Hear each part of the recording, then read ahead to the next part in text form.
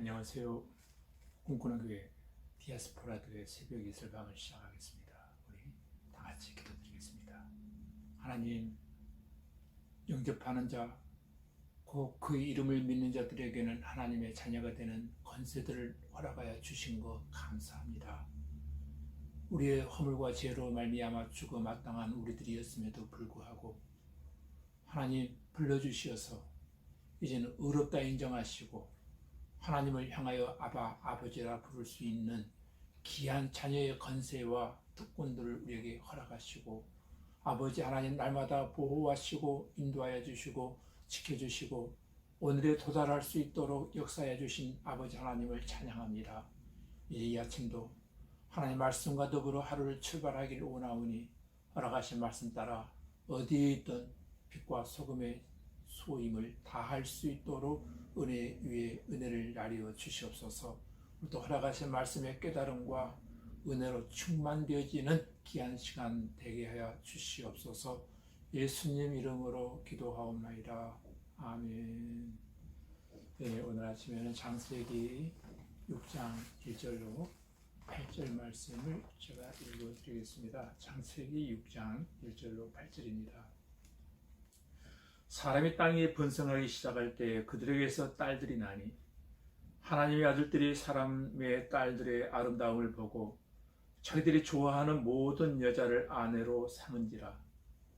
여호와께서 이르시되 나의 영이 영원히 사람과 함께하지 아니하리니 이는 그들이 육신이 됨이라. 그러나 그들의 날은 120년이 되리라 하시니라. 당시의 땅에는 네피림이 있었고 그 후에도 하나님의 아들들이 사람의 딸들에게로 들어와 자식을 낳으니 그들은 용사라 고대의 명성이 있는 사람들이었더라. 여호와께서 사람의 지혜하기 세상에 가득함과 그의 마음으로 생각하는 모든 계획이 항상 악할 뿐임을 보시고 땅에 사람 지으셨음을 한탄하사 마음에 근심하시고 이르시되 내가 창조한 사람을 내가 지면에서 쓸어버리되 사람으로부터 가축과 기는 것과 공중의 새까지 그리하리니 이는 내가 그것들을 지었음을 한탄함이니라 하시니라. 그러나 노아는 여호와께 은혜를 입었더라. 아멘. 지금 읽어드린 창세기 6장 1절로 8절 말씀을 통해서 여호와께 은혜를 입은 사람이라는 제목으로 함께 은혜를 나누려고 하니라. 여러분, 하나님께 창조하신 이 땅을 하나님께서 이제 홍수로 쓸어버릴 계획을 갖고 계십니다. 왜 이런 생각을 하나님이 품게 되었을까요? 창세기 6장 1절과 2절 말씀에 보면은 이렇게 설명을 하고 있습니다. 사람이 땅에 번성하기 시작할 때 그들에게서 딸들이 나니 하나님의 아들들이 사람의 딸들의 아름다움을 보고 자기들이 좋아하는 모든 여자를 아내로 삼는지라 했습니다. 여러분, 하나님의 아들들이 사람의 딸들의 아름다움을 보고 자기들의 마음에 드는 여자를 아내로 삼았다라고 말하고 있습니다. 도대체 이 말씀의 의미가 무엇일까요? 어떤 뜻을 가지고 있을까요? 여기서 하나님의 아들들은 누구이고 또한 사람의 딸들은 누구인지 굉장히 궁금증을 자아냅니다. 물론 이 부분에 대해서 성경을 연구하는 신학자들도 다양한 의견들을 내놓고 있습니다. 해석이 다양합니다. 어떤 학자는 이것을 신화적인 표현으로 설명하려고 노력을 많이 합니다. 하나님의 아들들은 천상의 존재들이고 곧 천사들이었다는 것입니다. 천사들을 가리키는 것이고, 그러니까 천상의 존재가 인간의 딸들과 성적으로 결합함으로써 타락하게 되었다라고 하는 그런 이야기입니다. 그렇게 신과 인간 세계의 경계와 질서가 한순간 일거의 결혼으로 말미암아 무너져버리고 말았다는 것입니다. 근데 이런 내용의 글을 읽다 보면은 마치 이것은 로마 신화나 그리스 신화에 나오는 어떤 하나의 사가, 신화처럼 느껴지는 경우들이 많이 있습니다. 그러나 여러분, 분명히 말씀드리지만 창세기는 신화적 관점에서 기록한 책이 아니라는 것을 여러분 염두에 두셔야 됩니다. 오히려 아벨의 후손과 가인의 후손으로 설명하는 것이 일관된 설득력, 일관성도 있고 설득력도 있다고 생각이 되어집니다. 하나님의 아들들은 아벨의 후손을 가리키는 것이고 사람의 딸들은 가인의 후손을 가리키고 있다라고 하는 것이 아마 성경적 해석이 되어질 것입니다. 하나님을 예배하는 경건한 하나님의 백성들이 어느 날부턴가 하나님을 예배하지 않는 여자들의 미모의 마음이 빼앗겨서 덜컥 신앙을 버리고 결혼하게 되었다는 것입니다. 그러다 보니 그들의 신앙도 점점 잃어버리는 것이죠. 이것이 아마 일반적인 해석이 될 것입니다. 바로 그것이 이 땅에서 아벨의 후손이 점점 더 소수가 되어갈 뿐만 아니라 이 세상이 점점 더 부패하고 폭력적으로 되어가는 가장 중요한 이유 가운데 하나였다는 겁니다. 아마도 이러한 모습이 하나님 마음을 너무도 아프게 했던 것 같습니다. 자, 그렇다면 창세기 6장 4절에 나오는 네피림이라고 하는 단어가 나오는데 이것을 우리가 어떻게 해석해야 될까요? 물론 이 네피림이라고 하는 말의 의미는 두 가지의 단어적 의미를 가지고 있습니다. 거인이라고 하는 뜻과 타락한 자라고 하는 뜻을 가지고 있습니다만 성경학자들은 이 네피림을 세 가지 측면에서 조명을 하고 있습니다.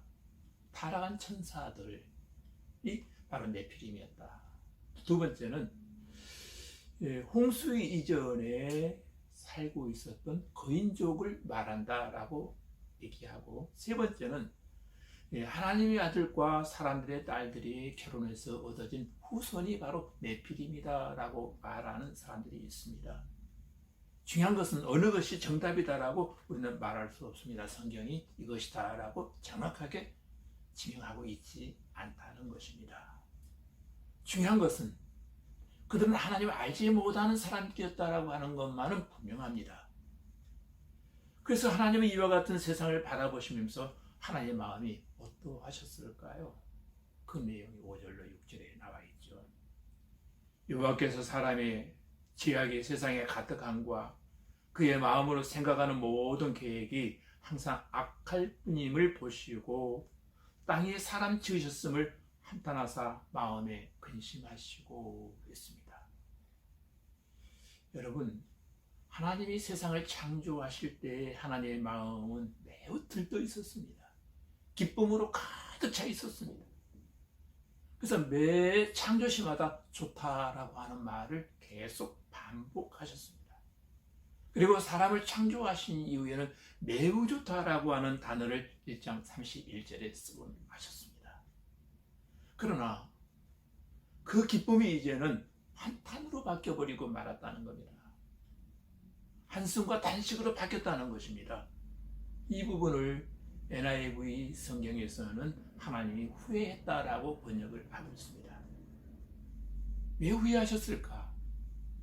하나님이 부푼 마음으로 기대를 가지고 사람과 이 세상을 만드셨는데 사람에게 맡겼더니 하나님이 결국은 후회하게 되었다. 그 모든 것을 다 바라보시며 후회하게 되었다라고 하는 그런 내용입니다.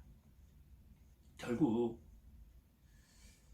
후회하신 하나님께서 이 지구를 쓸어버리기로, 자연을 쓸어버리기로 결정을 하십니다. 7절에 나와 있죠. 이르시되 내가 창조한 사람을 내가 지면에서 쓸어버리되 사람으로부터 가축 기는 것과 공중의 새까지 그리하리니 이는 내가 그것들을 지었음을 한탄함이니라 하시니라. 자, 그렇다면 어떻게 쓸어버리시겠다는 것일까요? 사람을 포함한 그 많은 생명체를 또한 어떻게 하시겠다는 것입니까? 다시 흙으로 빚어서 일일이 만드시겠다는 것일까요? 아닙니다. 소수만 남겨두고 그 나머지는 모두 하나님께서 쓸어버리시겠다라고 말씀하고 있습니다. 그리고 남겨진 사람들로 하여금 다시 시작하시겠다는 거예요. 그렇게 선택된 사람이 누구죠? 노아의 가족이었습니다. 여러분, 또 하나 의문점이 생겨집니다. 왜 하나님은 많고 많은 사람들 가운데에서 왜 특별히 노아의 가족만을 하나님이 선택하셨을까의 문제입니다. 성경은 짤막하게 말합니다. 8절에 어떻게 설명하죠? 그러나 노아는 여호와께 은혜를 입었더라. 아멘. 이 부분을 메시지 성경에서 이렇게 기록하고 있습니다. 그러나 노아만은 달랐다. 노아는 하나님의 눈에 쑥 들었다. 아주 재밌는 표현을 하고 있습니다. 노아는 달랐다는 거예요. 그리고 하나님의 눈에 쏙 들었다라고 설명하고 있습니다. 자, 그렇다면 왜 노아일까요? 다른 사람들은 노아처럼 하나님의 은혜를 입지 못했을까요? 이유가 뭘까요? 도대체 노아가 하나님의 눈에 쏙 들게 된 이유는 무엇일까요? 오늘 이 말씀을 청종하는 여러분들도 어떤 사람보다도 여러분은 하나님 앞에 다른 분들이 되어지고 또 하나님 눈에 쏙 드는 그런 분들이 되어지기를 간절히 기도드립니다. 우선 노아가 하나님 눈앞에 있었다는 사실의 이유를 찾아볼 수 있습니다. 무슨 말입니까? 창세기 4장 16절에 보면 가인은 하나님을 떠났다. 곧 하나님 얼굴 앞에서 떠났다라고 기록을 하고 있습니다. 한마디로 말하면 하나님 눈에서 멀어져 버렸습니다. 가인은. 그것이 가인의 후손들의 특징입니다. 가인의 후손들의 특징은 하나님께로부터 멀리 떨어져 있고 하나님 눈 밖에 있었다는 것입니다. 그러나 노아는 하나님 눈 안에 있었다는 겁니다. 그것은 하나님의 얼굴 앞에 있었다라고 하는 그런 의미입니다. 이걸 조금 영적으로 해석한다면 항상 하나님께 예배하는 자리에 있었다는 것입니다. 그것이 바로 아벨 후손들의 특징이 바로 예배하는 자리에 있었다는 것입니다. 문제는 그겁니다. 노아 한 사람만 아벨의 후손이 아니었을 것이라는 사실입니다. 또한 하나님께 예배하는 사람은 노아의 가족뿐만 아니라 많이 있었을 거예요. 그런데 그들은 왜 선택을 받지 못했을까요? 그 다음 말씀에서 우리는 힌트를 발견할 수 있습니다. 노아는 의인이요 당대에 안전한 자라. 그는 하나님과 동행하였으며 라고 6장 9절에 말씀하고 있습니다. 노아는 의인이었답니다. 성경에서 의인은 매우 중요한 개념이잖아요. 의인으로 불려질 만한 사람은 성경에 그리 많지 않습니다. 게다가 노아는 당대에 어떤 자? 완전한 자였다라고 말합니다. 그러나 우리는 홍수 이후의 이야기를 통해서 노아가 실제로 하나님의 기대와는 정반대로 완전하지도 않았고 그렇게 의롭지도 않았다라고 하는 것을 우리는 알게 됩니다. 잘 알고 있습니다.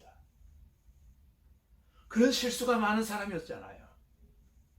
그렇다면 하나님이 노아의 본성을 알아차리지 못하신 것일까요? 아닙니다. 그런 사람을 하나님께서 좋게 보셔서 선택한 것이 과연 옳은 일이라고 할 수 있을까라고 하는 의문점을 우리는 가져볼 수도 있습니다. 사실 노아에 대해서 하나님께서는 모르시는 것이 하나도 없으십니다. 장차 본성을 드러낼 것도 하나님이 아셨습니다. 잘 알고 계셨습니다. 그럼에도 불구하고 하나님이 그를 선택하신 것입니다. 그것이 바로 하나님의 은혜입니다. 은혜의 본래의 의미입니다. 자격이 없음에도 불구하고 뜻밖의 선물로 주어지는 것이 바로 은혜라는 단어입니다. 그런데 하나님이 노아에게서 특별히 눈여겨보셨던 것이 하나 있습니다. 물론 하나님도 아셨습니다. 그에게 의로운 품성이나 깨끗한 행실, 그것을 본 것이 아닙니다. 여러분, 노아는 하나님과 동행하고 있었던 것입니다. 노아도 인간인지라 허물과 실수가 많았습니다. 그러나 한 가지 분명한 것은 그럼에도 불구하고 믿음의 줄을 놓지 않고 있었다는 겁니다. 언제나 하나님 눈앞에서 떠나지 않는 사람이었습니다. 그것을 하나님께서 귀하게 보셨다는 거예요. 오늘 저와 여러분도 해는 바뀔지라도 믿음의 변화가 일어나지 아니할지라도 우리 하나님의 믿음의 줄을 결단코 놓지 아니하는 은혜의 역사가 우리 모두에게 있어지기를 간절히 기도합니다. 마치 하나님과 동행하던 에녹을 하나님이 귀하게 여겨서 죽음을 보지 않고 데려가신 것처럼 하나님과 동행하던 노아를 하나님께서 구원하시기로 작정하신 것입니다.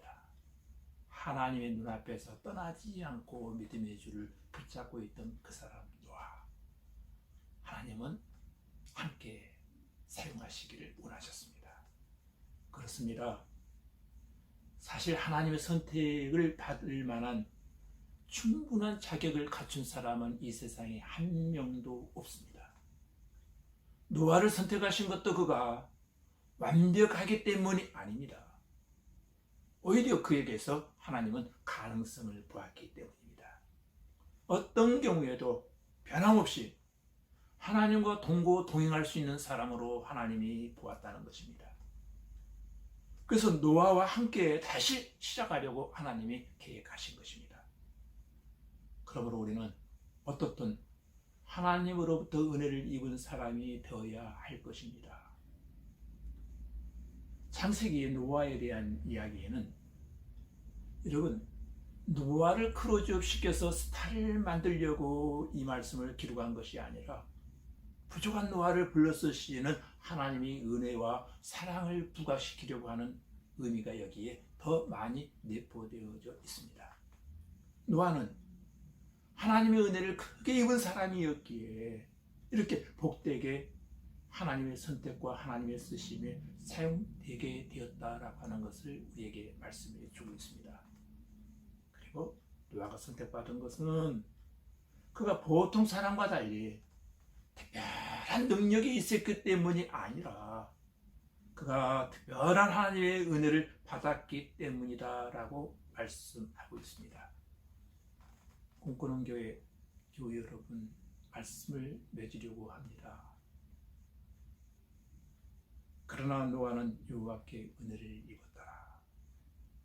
이 은혜가 오늘 여러분에게도 임하여지기를 주님의 이름으로 축원합니다. 기도하시겠습니다. 하나님 아버지, 우리의 삶이 주님의 기쁨이 되어지기를 간절히 소원합니다. 우리의 모습이 주님의 눈에 아름다운 것이 되어지기를 원합니다. 우리의 걸음이 주님의 말씀에 날마다 순종하는 발걸음이 되게 하여 주시옵소서. 어떤 경우에도 결코 주님보다 앞서지 않게 하시고 어떤 상황에서도 늘 주님의 마음을 품고 주님을 따르게 하여 주시옵소서. 허락하시는 오늘이 바로 그와 같은 날 되어지기를 원하오며 예수님 이름으로 기도하옵나이다. 아멘.